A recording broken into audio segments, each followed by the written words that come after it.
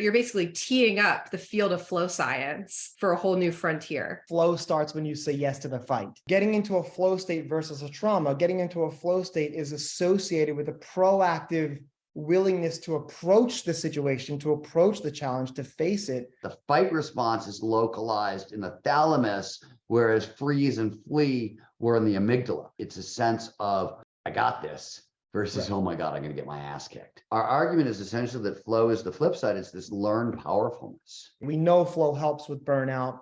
We know flow helps with depression. Flow increases psychological well-being and subjective well-being and so on and so forth. If flow is associated with overcoming these challenges, and then when you achieve that, that's a felt sense of, oh, better than expected results. The influence flow can have on PTSD and alleviating and just improving mental health. We've proposed a theoretical model that allows us to explore that empirically. It's not just about peak performance and productivity, it's about well-being and resilience as well. What does it take to do the impossible? What does it take to level up your game like never before? What does it take for individuals, organizations, for even institutions to achieve paradigm shifting? Nothing is ever the same again, breakthroughs. Our mission is to decode the neurobiology of flow and cognitive peak performance. Access the minds of maverick scientists, groundbreaking innovators, and world-leading experts to understand what it takes to achieve ultimate human performance, so you can feel your best, perform your best, and accomplish your boldest goals. I'm your host, Rian Doris, and together with best-selling author Stephen Kotler, I present to you Flow Research Collective Radio.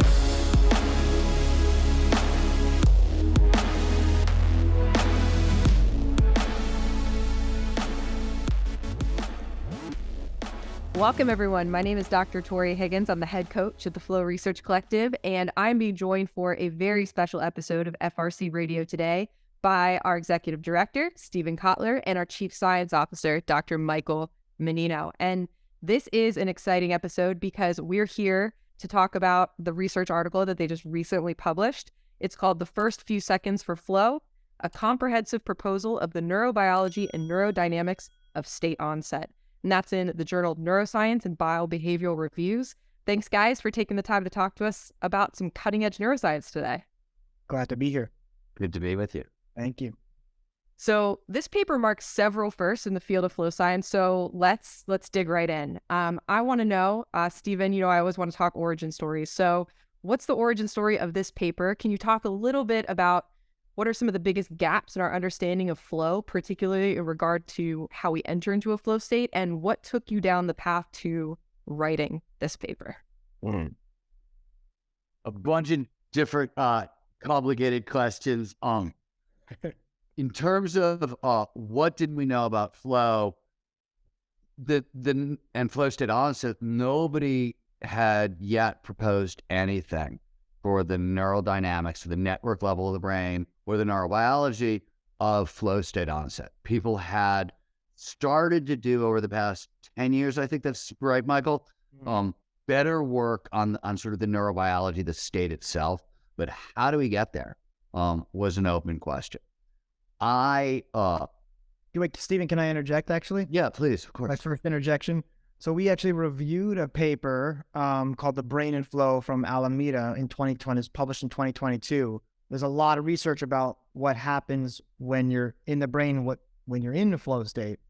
But that's methodologically very difficult, right? It's kind of tricky to get people in flow and put an EEG cap or put it in fMRI scanners and get them in flow, let alone actually find out methodologically, okay, wait a second, you're not in flow now. Now let's get you in flow and see that transition. So it's also a methodological issue of the difficulty of studying this. Sure. And the approach in this paper, and I think what sets it apart, was interesting. So I have been looking at the question of flow and the question of extreme stress one way or another since, I devote a chapter to it in West of Jesus. And so I, like, at least the early 2000s, I've been looking at this question of the relationship between extreme stress, the fight, freeze, and flee response, and flow, like those questions. have been there, and there's work that I built on when I was writing West of Jesus, done by a guy named Rob Schultes, that I think is the first time I've seen in the popular literature, and this is like 1986, kind of a neurobiological breakdown. And he took what was then sort of the existing endorphin hypotheses about flow, and he tacked on a bunch of stuff we were learning about extreme stress. So I've been looking at this question one way or another for about 20 years. And what happened was we were doing our inaugural event in Miami. Heidi Williams was in the audience, and I was talking about the fight, freeze, or flee response. And I mentioned casually that some people believe there's no such thing as a freeze response, that it's actually what happens when you get fight and flee at the same time. The body freaks out and freezes. And it was just sort of like a casual aside, this, anecdata in the literature, interesting. And Heidi literally just called bullshit almost immediately. If you know her, she's not shy. And she's like, that's not true. You need to look at the work on PTSD. You got to revisit some of these ideas. And I smiled and said, okay, yes, I'll do that. And, inside I was like, God damn it, somebody just proved me wrong on stage. And, a favorite moment while you're giving a talk. I was petulant. I was a little petulant, and that's fine. That I don't mind when that happens to me, because it made me go home and start doing the research. And what I realized very, very quickly was that a lot of my earlier ideas, and these earlier ideas, were very, very true. In fact, if you compared the traumatic stress with, or extreme stress with flow, a lot of the same systems were being utilized. They're both altered states of consciousness. They're very different. They share some overlap, complete focus, and things like that. But I started asking myself, well, why does one experience become trauma and one experience become flow? And it led to a thought experiment. It's really a hypothetical, but it's based on like such real world phenomenon that like there are exact studies on this phenomenon, and we have videos of it. And so it was really easy to visualize. But the question was, you're a motorcyclist, you're driving down the freeway, you get cut off by a car. Now, one of two things could happen. Maybe there are other experiences, but there are two really common responses. You swerve around the car, the swerve goes remarkably well, and by the time you're on the other side and you're driving away, you're in flow, right? And with all of the core phenomenological characteristics of flow that are showing up. Or same exact swerve, nothing is different other than, oh my God, I didn't feel in control and it scared me. And now I'm driving down the freeway feeling traumatic stress. And it is the kind of situation that can lead to PTSD. So the question was, what the hell, first of all, it gave me a framework for thinking about the problem, because you're really talking about at max 2 seconds. So it went from this like really complicated challenge, how do you figure out what's going on in the brain, in flow, or all this other stuff, to what's going on in the brain in these 2 seconds. And some of what happens in those 2 seconds, first few seconds of flow, are literally already dictated by the experience, right? We know, for example, the experience is going to start with activity in the salience network, because that's the network that detects novel, unexpected stimuli, right? So we had a starting point. Okay, this whole experience, doesn't matter where everybody's brains are ahead of time, the experience starts when the salience network detects the car, and it ends when you either drive off with traumatic stress or drive off with flow. And that way of, oh my God, we've got this hugely complicated thing, and suddenly it's crunched down, and I just have to go moment by moment. And if you look at like how fast things happen in the brain, right, in a sense, the fastest they're going to be able to take place is sort of within the gamma cycle. And we know how long that is. Like we know what that is, so we could actually even chunk it down further and say, okay, there are going to be 10 milliseconds that we got to account for here and 10 more here. And so those are 20 data points rather than a million things we have to try to figure out. And to me, that felt like a very solvable problem. And because the motorcycle hypothesis, the being cut off by a car, had been studied already, like people had done research and fMRI work and things like that. And what happens when you get cut off by some of the gaps were already filled in.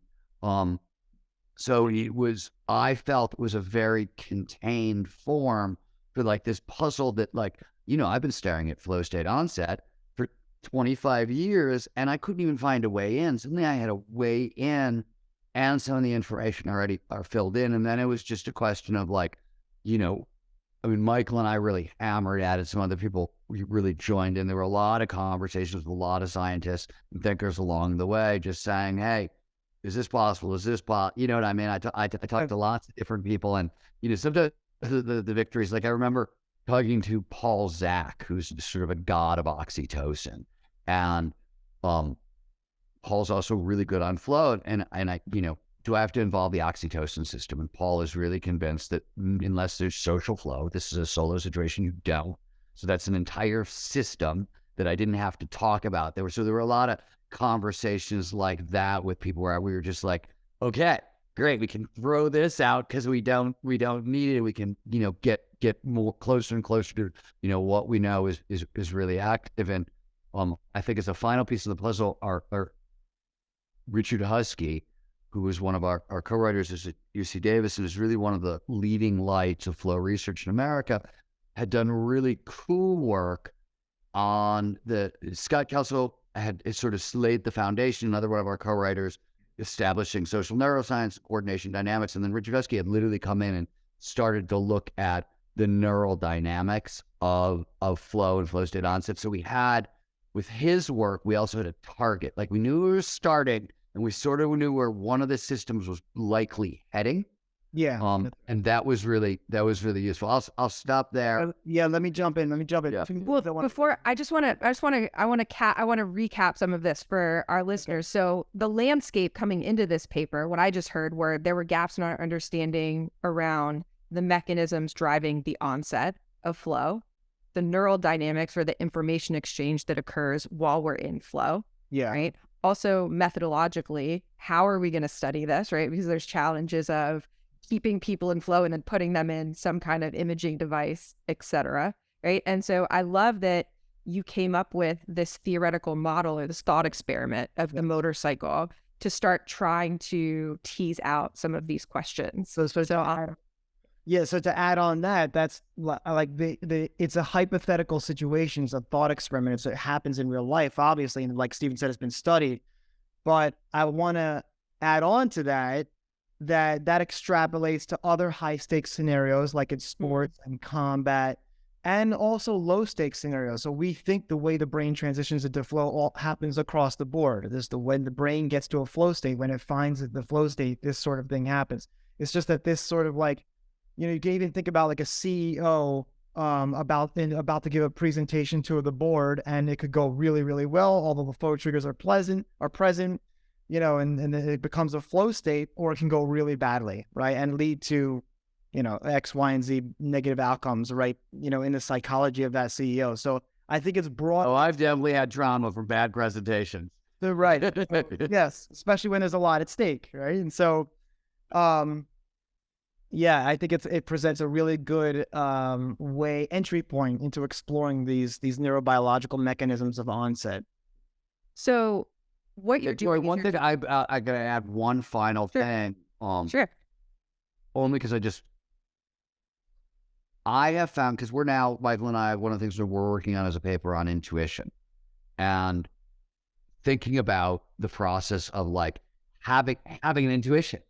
Again, we can, like, when it shows up, you can isolate it to like those few seconds. So this framework has turned out to be really useful for thinking about, a lot of the questions we have about brain stuff are these large scale processes, consciousness, these sorts of flow, these sorts of big questions. They're super complicated to wrap your head around. And I like this framework of like the onset of the experience as a starting point, as a way to get a toehold into these really complicated multi-layer processes where there's so much stuff going on. It's a framework that, like, even if you want to take things down to the molecular genetic level, which we didn't do in this time frame, you could still do it. The scale is right, that all that stuff is good. So I think it's a tool for anybody looking to think about, these kinds of hard problems. I think it's a useful thing. And when you mentioned, Tori, just real quickly about the neural dynamics. So yes, Richard, who was an author on our paper, as Stephen mentioned, was really one of the first people to explore flow from a systems neuroscience perspective. And like when we say dynamics, like when we say neural dynamics and neurodynamics, when people read the paper, really just what that means is different brain areas communicate with one another in really dynamical, rapidly switching ways, right? So you have one sort of like structure of the brain areas talking to one another, and then you have another one, and then another one, and you go through these sequences in a very dynamical way that unfolds over time. And that can happen enormously rapidly given the spatiotemporal scale of how these, it's all about oscillation, which is like alpha wave, beta waves, gamma waves. Those are called neural oscillations, and that's how brain areas talk to one another. So, and I wanted, so there's so much to unpack here. So I want to drill down into this framework that you've come up with. So what we're talking about really is a high stakes or a high risk scenario that has lots of different flow triggers, right? So the challenge skill balance is there. We've got someone that's deeply concentrated on the task at hand. In the paper, you're talking about the motorcycle scenario. So based on your exploration of the research, your review of all of the science to date, what's your take on the different factors that might push someone in the direction that's in that situation, in the direction of either flow or to trauma? What's happening there? What's going on? Let me start with that. Well, Stephen, you mind? No, I know you always like this one, so I love it. Yeah. So this is a great question. So I'll start off with a quote from Stephen. He has this great quote in The Art of Impossible: flow starts when you say yes to the fight.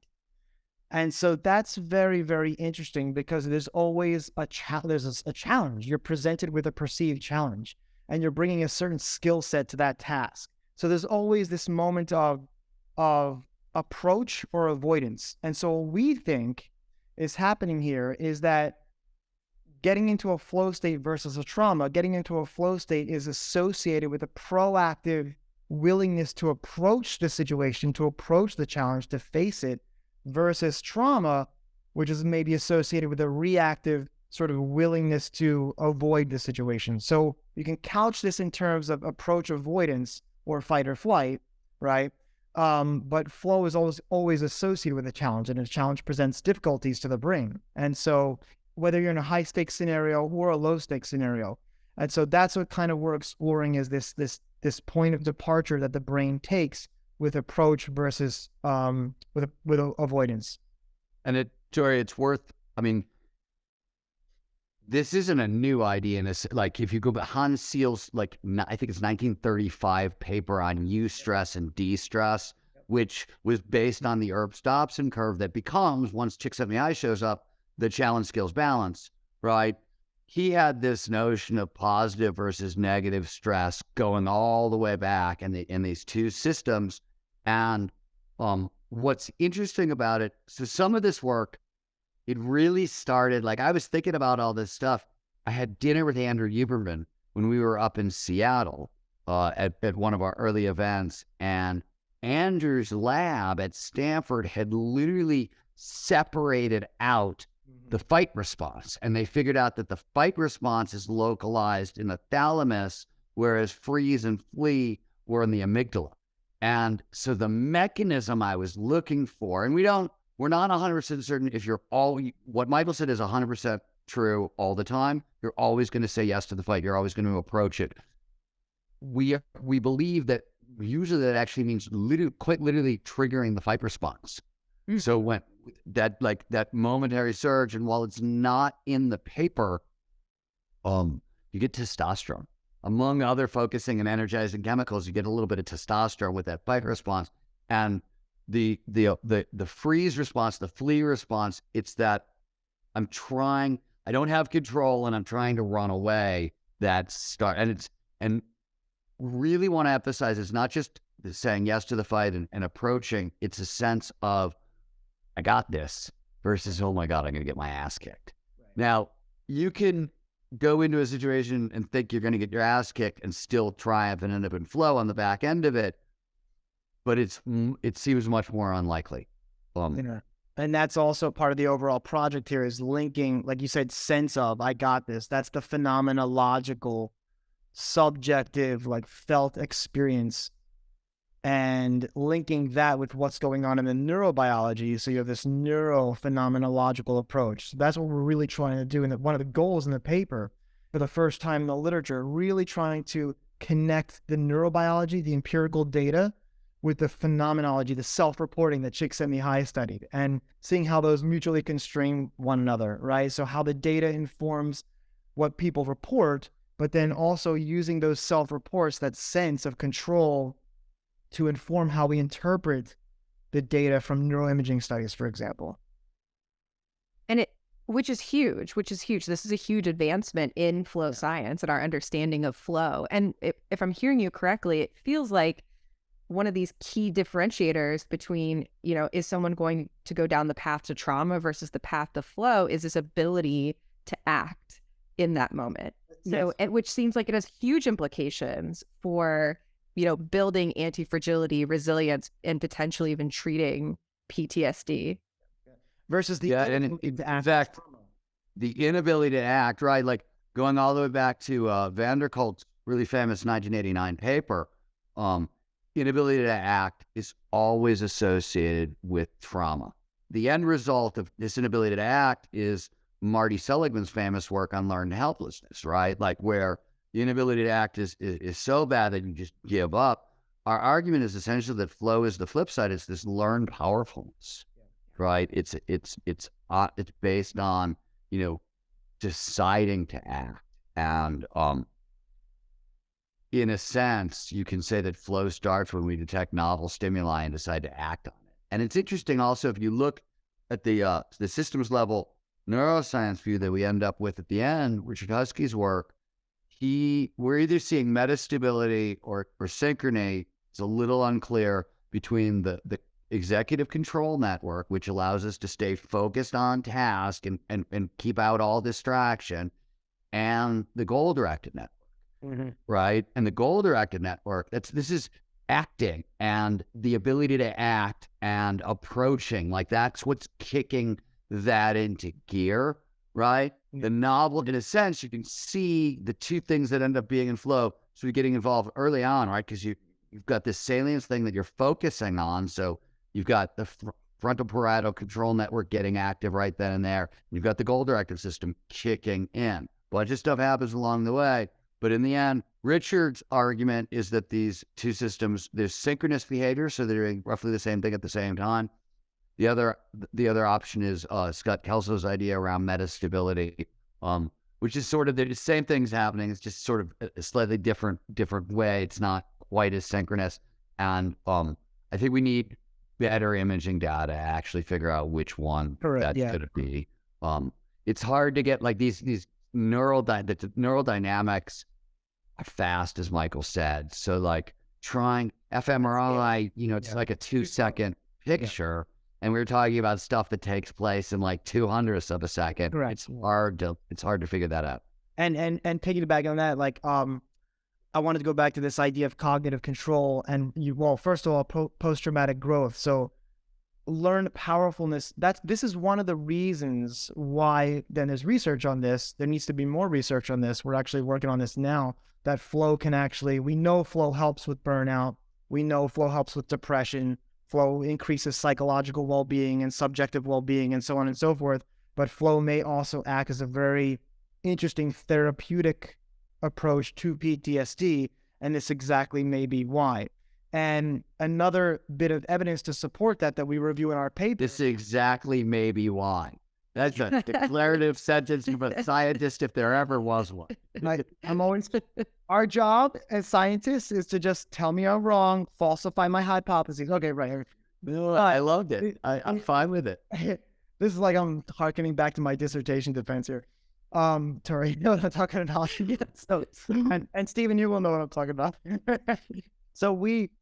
But this idea of PTSD, and the relationship between flow and PTSD. If we do consider flow a matter of cognitive control, which Richard does, and we definitely discuss and think about too, and I'll explain that idea of cognitive control is just the brain going through its dynamical networks to be able to, figure out goals, problems, tasks, and to deal with the demands that the environment places on the brain and those rapidly switching demands and being able to make decisions and that kind of thing. That's cognitive control. Flow might be an uber cognitive control. And it's been shown actually that people with PTSD have trouble recruiting brain areas that are involved with cognitive control, number one. And number two, when they do learn to recruit those brain areas by doing specific behaviors and interventions, we see less PTSD. Right. That's just really good evidence that this actually might be the case. Richard gives this great analogy of the like a car going from seeing standard going from first gear to sixth gear. So sixth gear is the flow state. It's this difficult to reach state because the brain needs to go through these networks, these different cognitive states and network topologies to find that flow state. And again, it happens very fast, but you can't just go from first gear to sixth gear. You have to go through these stages to get to this difficult to reach state versus in an easily reachable state. Like, I know I'm hungry. I'm going to go to the refrigerator and grab a piece of cake or something like that. So just to kind of sum up this piece of the paper, it feels like the argument that you're hypothesizing here is that flow and post-traumatic stress are basically opposite sides of the same coin, and that flow might be a primary driver of post-traumatic growth. Is that correct? Yes. Yeah. So you also explore the relationship of flow to other altered states like psychedelic states. Can you talk a little bit about that and why you chose to go down that path as well in this paper? Let me start and then pass it over to Michael because he's got a ton to say here. And I'm just going to kick us off with a little. So one, there's a ton of research on the psychedelic state. Like, as Robin Cardares' lab for years has been giving people psychedelics and imaging their brain. So we have a really good picture of this is your brain on LSD, this is your brain on mushrooms, this is your brain on MDMA, this is your brain on DMT, right? And we had partnered a little bit with Richard's lab already years ago to do sort of like comparisons between flow state onset and some setting psychedelic stuff. So we knew that was fruitful collaboration there, but it was, and we've got a lot of information about traumatic stress also. So we had less information about flow, but we've got really good data piles in these places, and there's a lot of overlap. So you don't normally think about the overlap, but like, for example, flow and traumatic stress both have complete concentration. You're going to be paying attention to the thing, right? We see in psychedelic states and in flow states that sensation of oneness with everything and the dissolution of self, time dilation. We see that you also see time dilation or time passing strangely in traumatic stress. So there's all these overlaps in phenomenon also that, you can start asking really good questions. Well, why is LSD doing this, flow is doing this, and trauma is doing this? And while there's maybe not enough information in any one of these piles to solve that question, you put them side by side and start looking at it that way, and it becomes really rich. Yeah. Stephen, you said everything. So really? You hit the nose. It? Never. I'm sorry, man. Okay. All right. No, let me frame it. So we wanted to extend our model into the psychedelic state, I think, for what Stephen said, but you can couch that in terms of for two reasons. One, because we know that psychedelics have a massive impact on treating with new psychotherapeutic approaches of psychedelic-assisted therapy, PTSD, depression, even alcoholism, like all kinds of and we have a really good model about why that happens. This is based on Carl Harris's and Carl Friston, who's the top cited neuroscientist right now in the world. They have this model that it describes how that happens and really explains very nicely why psychedelics work so well to alleviate these symptoms. We could talk about that.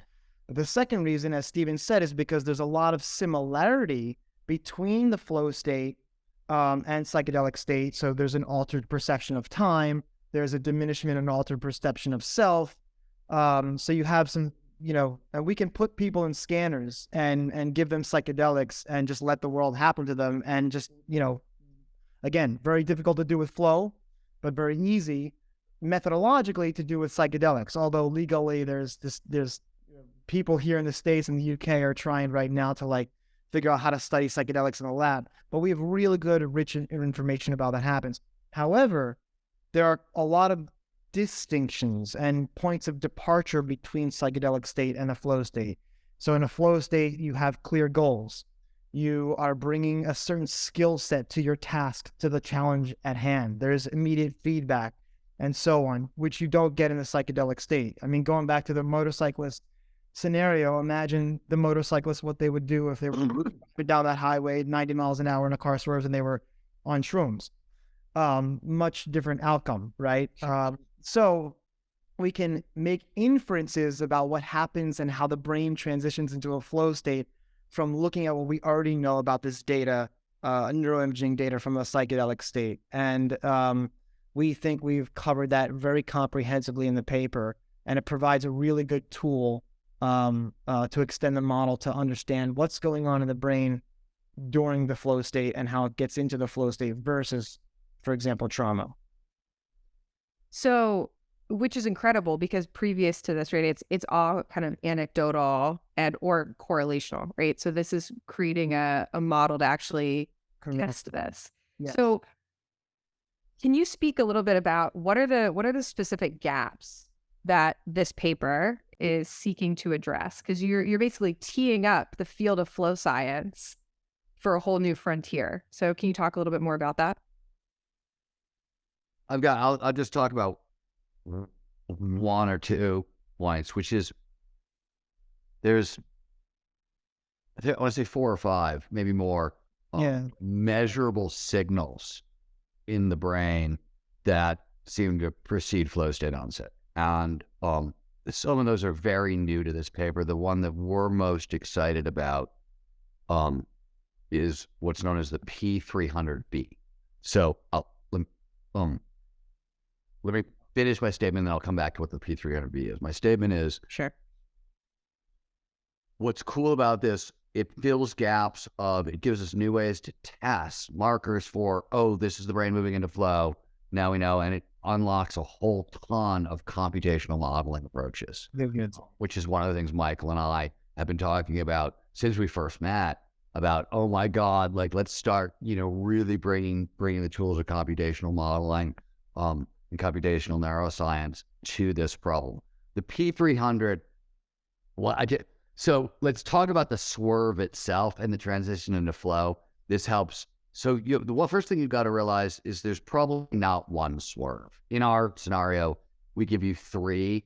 That's if you watch motorcyclists, there's a swerve away from the object, but you just yank the bike right. So now you got to sort of swerve back to course correct, and then it straightens out and you lock into a new trajectory. So there's really movement, counter movement, final trajectory, right? Essentially 3 mini swerves. What we realize is, and this is really the clearest signal of flow state onset, is as you have that first successful swerve, there's going to be a bunch of pre-stuff in the brain involving mostly phasic dopamine and things along those lines. But you're gonna make that swerve. It's gonna go better than you expected, and you're gonna get a signal of surprise. Oh my God, I got better than expected results. That signal is known as the P300B. P means positive. 300 is 300 milliseconds. So 300 milliseconds after the event, right? Post-event, is what the P300 is. And there's an A, which happens when we detect novelty, and a B, which happens when we detect surprise. So literally, every time you make a swerve, and by the way, when you get that P300B, you get a little more dopamine because you've just attained a goal, right? So the system is feeding on itself and getting more intense, but it's these multiple P300Bs that we think show up at the front end of a flow state that nobody's looked at before. And this because it's even, take it out of this high stakes scenario. I'll just give you like personal anecdata from writing. And Michael, I'll talk about Alex Honnold a little bit with this. But, invariably when I'm writing and it starts going well and I'm like at the front end of a flow state, it's usually what happens is like I write a sentence or a fragment of a sentence or a couple of words or whatever where it's a better than expected result. I'm like, there was a challenge and I solved it. And the answer, I read it and I'm like, oh my God, right? Cool. And I get a little more fired up. And usually, for me at least, I'll get 3 or 4 of those like flowy, arty sentences sort of in a row. And that's usually like, that's my transition into flow every morning as a writer. It's that like, and there's a specific way I sort of behave with the material to help engender that. But that's a really like common scenario. And then Michael was actually we were talking about the recent Alex Honnold movie where you can literally see the other. Wait, hold on, because you're gonna skip. So that's back to the neurophenomenology. That's the whole point of the paper. I mean, if flow is associated with overcoming these challenges and stretching but not snapping, and then when you achieve that, that's a felt sense of, better than expected results. So if flow is associated with that self-report, that sense, that subjective sense of better than expected results, I'm achieving challenges, there's an effortless, this is amazing. Turns out there's a neuromarker for that. There's actual very well-studied neuromarker for that specific experience. And this P300, and it's been very well studied. It's associated with, it changes with age, it changes with certain neuropathologies like dementia or schizophrenia or even tinnitus and things like that. So you can actually blend the subjective and the objective here with this idea of, and so we can say, if we find empirically a series of these P300 waves, when you're actually, that might mark neurally this transition into a flow state. You see? When I take one step further, and then I'll let you come back to the Alex Honnold thing. Yeah. I just want to build up what you said for just half a second. Yeah. Because you were talking about neurophenomenology, and this is such a classic example. So one of the classic, one of the 6 core characteristics of flow is a sense of control. Yeah. Right? When you have multiple P300, right? Oh my God, better than expected results. What does that give you? I'm in total control of shit. Yes, I keep being control. Amazing. Right? Like that's the exact feeling. Yes. And that's testable. Experience and flow. And this is exactly where it comes from.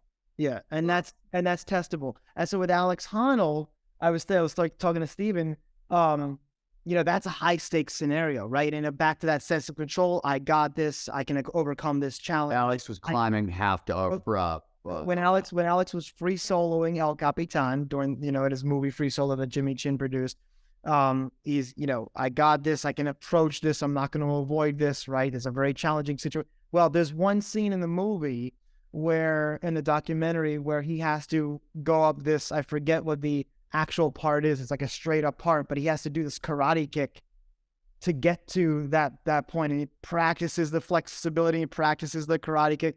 In that point in the movie where he does the karate kick and he makes that's like the most challenging part of the solo, I believe. So he does the karate kick and he like looks up at the camera, he looks up to Jimmy Chin and he like, like this kind of, he smiles like, oh, I got it. That was it was a better than expected result, major P300 that probably happened, and soared the rest of the thing in flow. And I mean, it's so cool. And I think, as I was reading your paper, this was the experience I was getting as you were, because you do this so beautifully. You talk about the different levels. You talk about the neurobiological changes, the neurochemical changes, how information is being exchanged throughout the brain, and how it all relates to the phenomenology of flow. And it all just starts to make sense when you look at it in this framework. So I think it's well done on putting this all together. And to your point, now it's all testable, right? Now that we have this framework to think about flow and all of the different levels of potential changes that are occurring.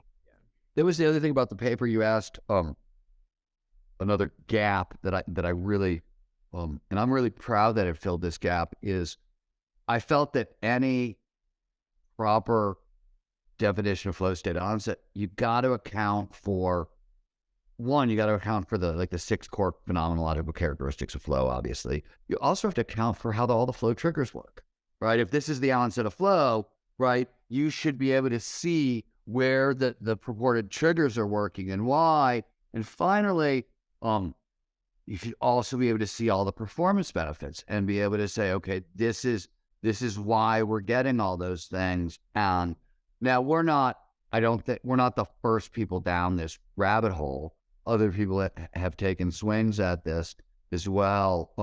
But I like where we ended up. I think it's coherent, and it's got some advantages over a lot of the stuff that came before. Yeah. And also one gap in the literature is the distinction between correlation and causation. And that you get that in a lot of neuroscience and psychology and so on and so forth. But I think one of the things we've done to address is that, what's correlated with the experience of flow, or the antecedents to flow that actually have a causal mechanism for getting into the state that cause the brain to transition into the state and start doing different things dynamically. So I think we've addressed this idea between correlation and causation in a way that no previous paper in flow neuroscience does, at least. Can you talk a little bit about, so we haven't really gone into your discussion of flow triggers in the paper. Can you give a quick summary of where you go with that? Yeah, sure. It's interesting. In terms of the triggers and the performance benefit, it's almost funny. Almost everything you're looking at, with the exception of grit and some of the creativity stuff, we can come back to that. Both on the trigger side and the benefit side, it's all tied to phasic dopamine. So, right, tonic levels of dopamine are just, where you're at. Phasic are these sharp spikes in response to things going on in the world. And almost all of the performance benefits can be tied to phasic dopamine release. And all the triggers are basically, you get a shift in the salience network, which gives you some activity in the locus coeruleus and norepinephrine system, and you get some activity in all the dopamine systems. And it definitely seems like the triggers are more tied to phasic dopamine than they are to the LCNE system. It seems like that system sort of opens the door for focused attention, and that's where it sort of starts, right? Like when you look at things like complete concentration, that process, it literally starts with the salience network, and that activity starts with the locus coeruleus producing norepinephrine, but it's maintained through phasic dopamine. So it's really those two systems from a trigger standpoint. We see the most. Where the paper gets interesting, I think, and raises questions is in and around, what do we mean by the challenge skills balance? That gets, one of the things that seems to be clear from our paper and other work is that the challenge doesn't really, like, we're sort of taught that you have to like use your skills to the utmost, and that may have more, this is speculation, this is not in our paper, but that may have more to do with the need to fight, this need to approach, than anything sort of longer lasting. All right, I'll stop there. Okay. So, I want to comment on the locus coeruleus neuropinephrine system, because we do cover those systems in the paper. And actually we review a paper that was published, because a part of our paper is a comprehensive review. And we review a paper in 2021 that there was a little mini kind of like publication that talked about the locus coeruleus neuropinephrine system. And one of the things that we propose in our paper is this idea of the adaptive gain theory, which was published by Ashton Jones or something like that back in 2005. And the idea is that you don't want to be too distractible right? But you don't want to also be inattentive and sort of non-alert. The locus coeruleus needs to be fine. And Stephen's right. It's attentional regulation, right? It's that idea. Some flexibility. You need a Goldilocks zone. You need some of that flexibility. Same thing, by the way, with a psychedelic state and how this happens with flow. Flow needs to be in that Goldilocks zone, that inverted U curve between of firing just right. And the interesting thing is that matches the Yerkes-Dodson curve, which Stephen mentioned earlier, which is all about performance versus, stress or cortisol or whatever you have down there. And you don't want to like be bored, right? But you don't want to be burnt out. You want to be optimal performance happens at the top of that curve there. We have just the right amount of stress, matches just the right amount of locus coeruleus firing norepinephrine.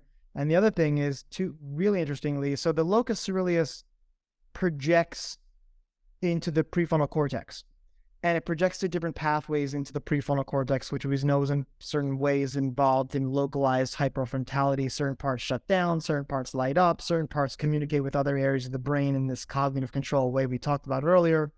But one of the pathways is that the locus coeruleus allows us to ignore distractions. And then the other pathway that the locus coeruleus projects to allows us to, or gives us the ability to ignore, curb impulsive behaviors. So you have this simultaneous ability, and that might be, back to your question, and sort of a mechanism or an entry point into like why these triggers work the way they do. Right. So we've covered so far what are maybe the neurobiological mechanisms driving the onset of flow. What are some of those differences that might propel you towards stress or towards flow? We've talked about flow and post-traumatic growth. We've talked about a little bit about the neurodynamics that are going on during flow, and also how is the neurobiology related to the phenomenology of flow. So, and this is all captured in the model that you outline in the paper. So I'll give you both a moment to think about it, but my big question, because you lay out an agenda for potential future research that can now be undertaken. I want to know from each of you what you think the biggest burning question is for what's next for flow science. Where do we go from here? What's the next biggest question we should be seeking to answer now that we have this model to work with?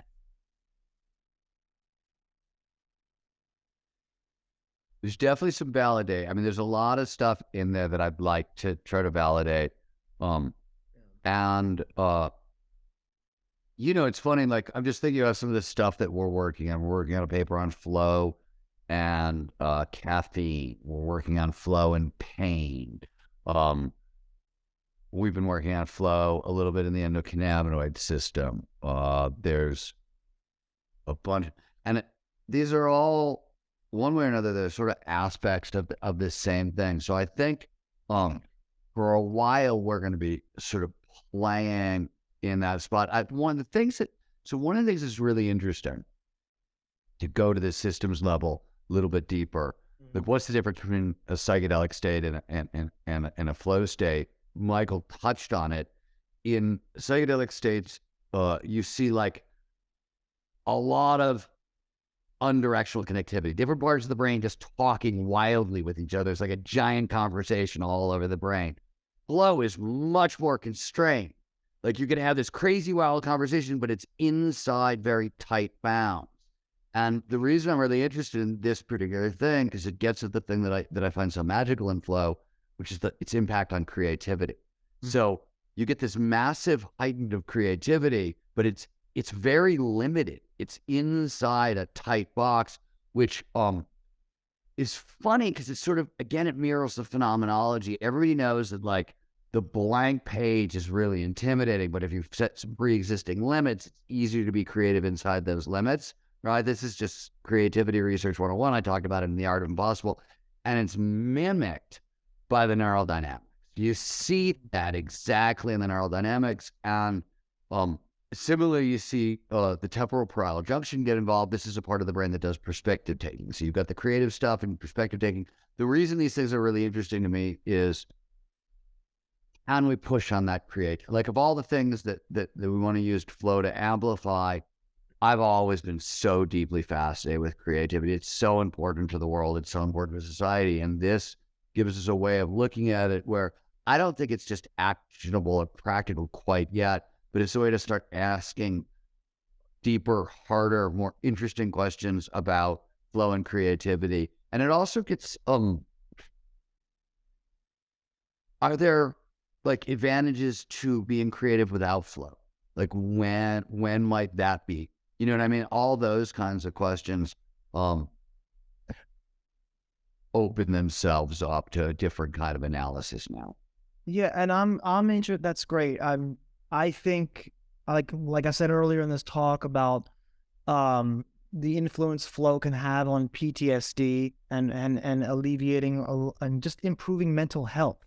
And I think we've proposed a theoretical model that allows us to explore that empirically. So that's another one of these. Yeah, I agree with Flow that.